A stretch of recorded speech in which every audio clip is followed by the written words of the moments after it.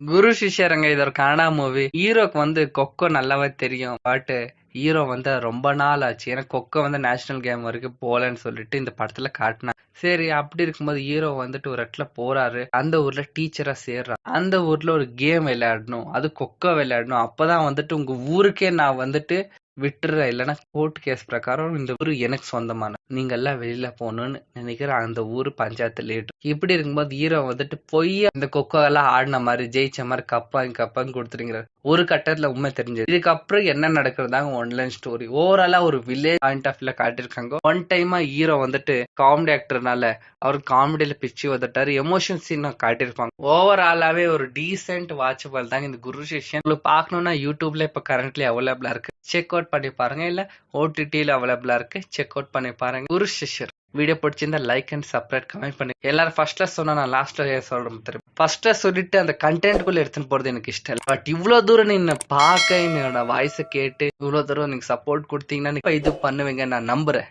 Thank you.